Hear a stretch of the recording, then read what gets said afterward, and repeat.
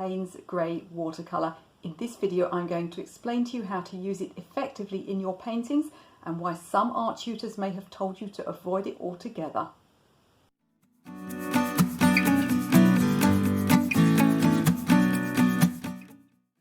If you're new to this channel, please consider subscribing. My name is Michelle and on this channel you'll find art tips and techniques, social media and business training for artists. Now, if you've been to a few art classes or even just read a few art tutorials online or watched art tutorials online like this one, you will have come across an art tutor who tells you not to use Payne's Grey. Now, why is this? There's several reasons for it, but the main one is that it's a very strong colour. It can have quite a lot of black pigment in, and beginners can get in a real old mess with it, particularly if they try and mix it into all their colours to darken them. So I think some art tutors just tell you to avoid it in case you get in a muddle with it.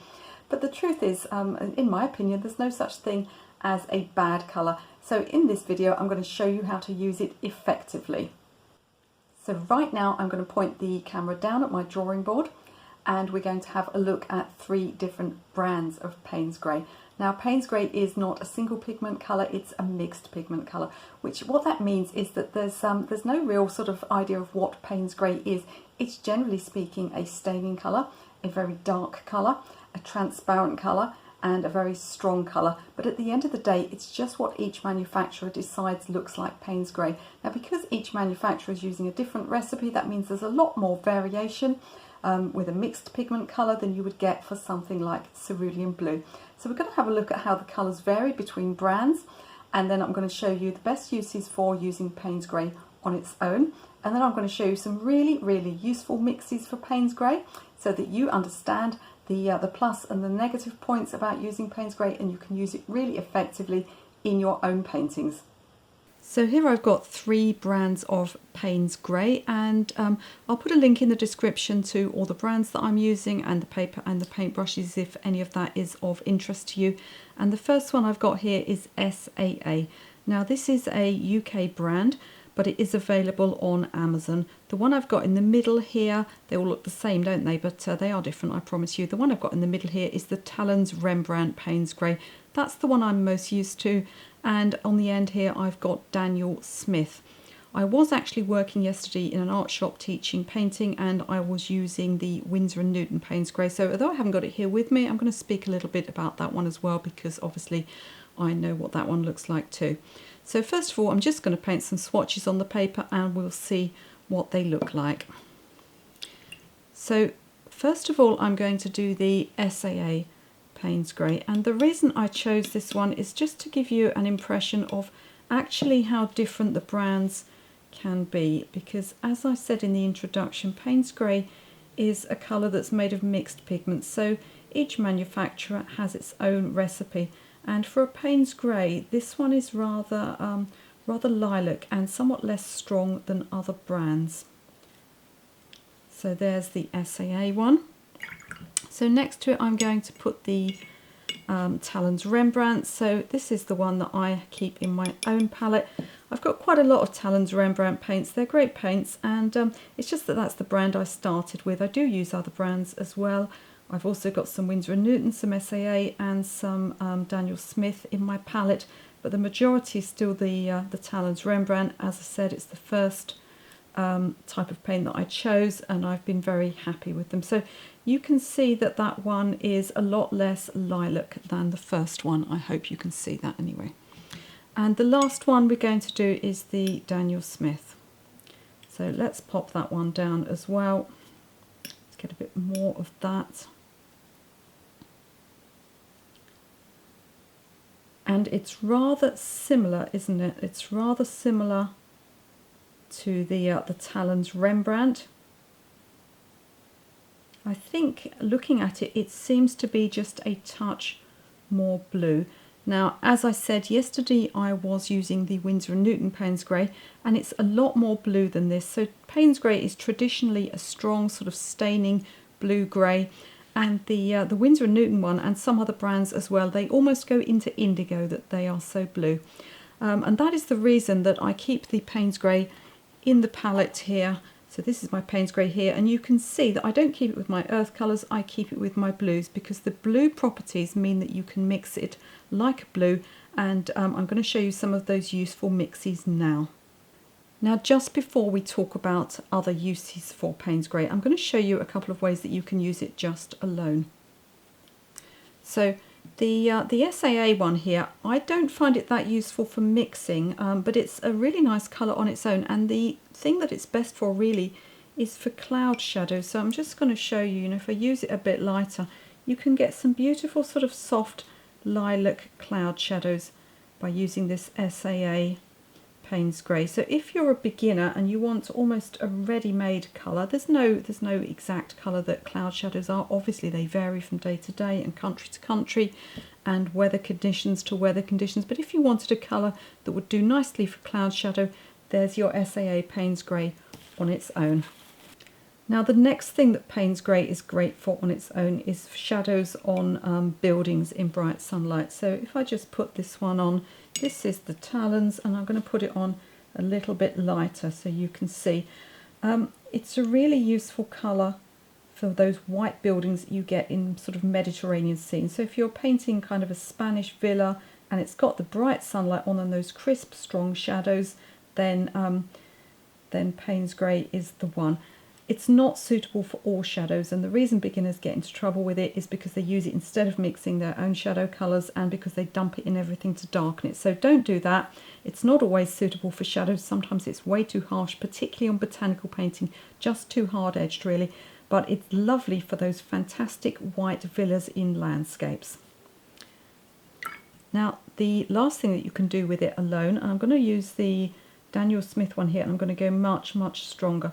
Now the last thing you can use it for is as a replacement for black. So it's just much cleaner and it reflects a lot more light, and it's just a much nicer colour than black. And so I'm going to put a little bit of it here, very dark, and you can see how you can just use it instead of black in many circumstances. And what I'll do as well is next to that I'll just I'll paint with actual black so you can see the difference and how it looks.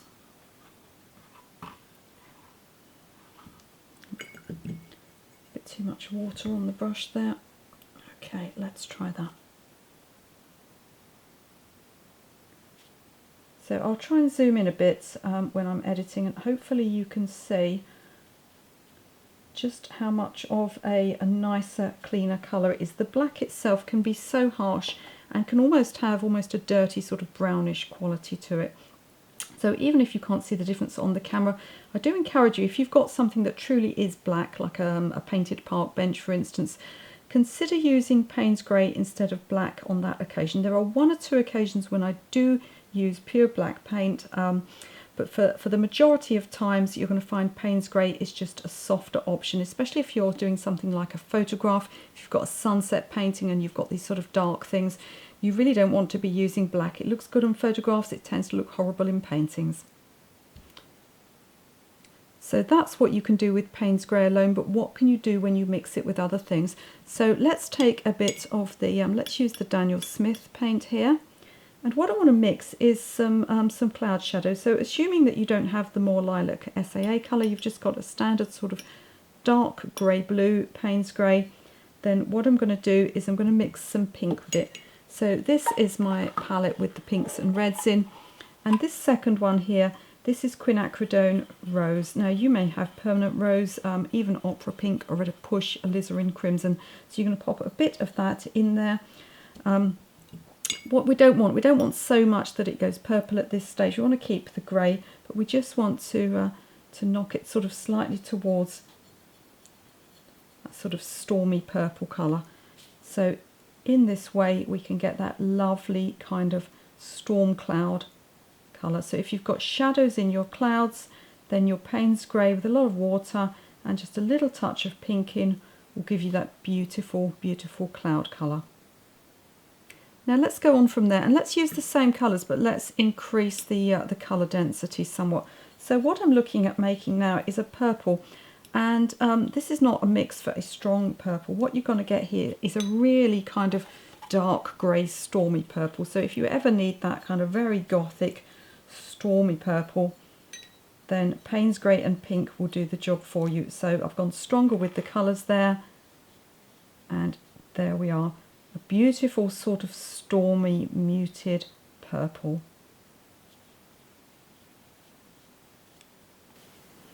So what else can we make from Payne's Grey? Well, here I've got my palette of neutrals, and this colour here is Rawumber. So what I'm going to do is I'm going to mix the Rawumber with the Payne's Grey. Now I'm going to use Talens Rembrandt Payne's Grey, and I've got Talens Rembrandt Rawumber, and the reason I'm going to use these brands is because these are the ones in my own palette, so I know that this mix works, and I'll explain to you what I mean in a minute. So there's the Payne's Grey, and then I'm going to get some Rawumber in there. So Rawumber is quite a weak colour, and what we're looking at making is kind of that sort of soft, warm, neutral grey that you might get in maybe a concrete path. So I want to make sort of concrete path or paving stone colour here. So I've mixed those two colours together, and let's paint them here. There we go. So we're getting that sort of soft, warm grey. Now the reason I chose these colours that I know very well, the Talens Rembrandt colours, is because in some cases this will get you a green mix, and the reason for that is some Payne's Greys have a lot of blue pigment in, and some Rawumbers have a lot of yellow pigment in. Now if that happens, there's no need to panic, you can still make this mix, but what you do is if it starts to go slightly greenish, pop a little bit of pink in, that's the opposite colour to green, and it's going to neutralise that, and you can still make this sort of soft colour here. I'll put a bit more water in it just so that you can see how it looks when it's watered right down as well. So it's a really useful light sort of warm grey now. You can see the difference between it here and where it's not watered down, it's not got the Rawumber in here.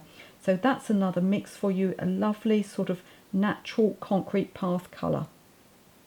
Now what about if you want a black but you want a real strong blue black? So what I'm going to do here is I'm going to use the Daniel Smith here, and we're going to start off again with the Payne's Grey, and what I'm going to mix in it this time is some cobalt blue. It's the kind of colour that you might use if you were painting maybe a raven or some kind of bird, or you wanted that, you know, if somebody's got dyed black hair and you want that real blue black colour. So this one here is my cobalt. Now this Payne's Grey is often formulated from ultramarine, so it's already got ultramarine in, which is why I'm choosing cobalt here, just so we get a bit of a different colour going on. Let's get a bit more Payne's Grey in that, and we should make a nice strong sort of blue black. There we go. This is actually the colour that some Payne's Greys are on their own. So if you've got one of the more bluer shades, if you've got one of the Winsor and Newton, or the SAA actually do one called Payne's Grey Blue shade, then you'll probably find that you don't need to do this at all. Another thing that you could do is to mix your Payne's Grey with indigo if you want it even sort of deeper. So we've got there a nice blue black. Now you'll remember at the beginning I said that Payne's Grey has a lot of blue pigment in, and therefore you can use it to mix purples, but you can also use it to mix greens. Now you're never going to get a fabulously bright green from Payne's Grey, so don't even be thinking about using it for that. But if you want to sort of soft muted grey greens, then it might be the right one. So what I'm going to do now, we'll go back to the Talens Rembrandt, is I'm going to mix some lemon yellow in, and we should be able to get this real sort of soft grey green. And I'm going to water it down a bit, just because often in the garden, if you look at plants, you get these very soft sort of pale coloured greens, and it's quite nice for that. So here we go. I'm going to just pop some here, and look at that lovely delicate muted grey green. So obviously when you're painting your garden scene or landscapes, you might want some fresh greens, but if you want that beautiful soft muted green, it's almost like a sage green, isn't it? Then Payne's Grey is great with lemon yellow. Now in the garden, as well as these soft grey greens, you often get very sort of muted, almost silver greens. So what I'm going to do this time is I'm going to mix some cerulean blue in. So the last video I did was on cerulean blue, the last colour mixing video that is, and we found that it's a very sort of, I'm going to take some of that colour out, there's too much in there. It's a very muted granular green. So when you mix the Payne's grey, and we've already got the lemon yellow in there, and then you add the cerulean blue, you can get, and plenty of water, you can get some really lovely kind of muted greens, silver greens. So I'm going to get a bit more lemon in there and a bit more cerulean. Just keep adjusting it until you feel that you've got about the right amount, more grey, and then we'll pop some more water in.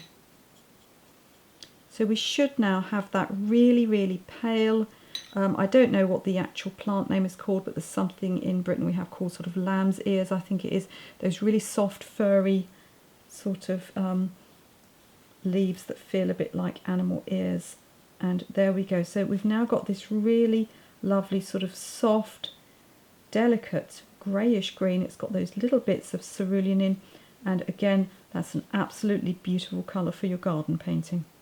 So I'm going to mix one more colour now, and we're going to mix another green, and I'm going to mix quite a sort of a warm green. So I've got the Daniel Smith colour here, and let's get my yellows, and we'll look at using a warmer yellow. So I'm going to use, I think we'll use this one here. This is the Cadmium Yellow Deep, but I could actually use this one here, which is transparent yellow. It looks dark brown in there, but that's just the way it dries. It's similar to Indian yellow. So looking at using those real warm yellows now. So what you're going to get this time is you're going to get this kind of amazing warm muddy green. So you could mix with a bit more grey, and you could mix something like the colour of a kiwi fruit with this, or any of those sort of more muted warm greens. So let's pop that here.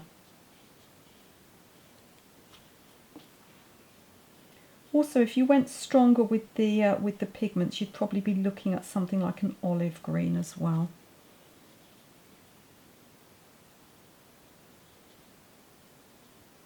And another lovely soft muted green. So I'm going to go over them again. So here we've got the SAA Paynes Grey, which is somewhat lilac. We've got the Talens Rembrandt Paynes Grey, which is more of a traditional blue grey. And we've got the Daniel Smith Paynes Grey, which is a lot more blue now it's dried. I can see little hints of ultramarine in there. Now looking at using the colour alone, here I've watered down the SAA Paynes Grey to make a lovely shadow cloud colour. Here I've watered down the Talens Rembrandt, and this is the one that I said would be good for painting shadows on white buildings in bright sunlight. Here I've made the paint much thicker and used it as a substitute for black, so that's the black next to it, and I think as it's dried you should be able to see a good difference between them now. The black almost looks more brownish and dirty, and the Paynes Grey is kind of stronger and cleaner. So over here I mixed a little bit of quinacridone rose in, but any rose pink, any sort of blue based pink will give you this beautiful colour for cloud shadows. If you use more of it and more of the Paynes Grey, then you can mix a nice muted purple. So down here I combined it with Rawumber to make a very neutral sort of warm grey for things like pathways and concrete. And this is just a more watered down version of it here. As I said, that mix in some brands can get you a green. If that happens, pop a tiny touch of pink in it and you'll stop that from happening. Here we combined our Paynes Grey with Cobalt Blue to make a lovely deep blue black. Here I added Lemon Yellow to make this beautiful soft muted green. With this one here I watered it down a bit more, and we added cerulean to the same mix, so that Cerulean Lemon Paynes Grey made this beautiful colour for those sort of silver green grey leaves that you get. And the last one here I added Cadmium Yellow Deep, but any deep yellow such as Indian yellow, any warm yellow will give you a lovely sort of olive, kiwi, warm muted green. So I don't know about you, but if somebody tells me not to use a colour, I immediately go and buy some and use it. So have you been told not to use Paynes Grey? Have you reconsidered watching this video, or is it already one of your favourite colours? Please do consider subscribing to my channel for more videos like this and more colour mixing advice, and you can watch another video right now.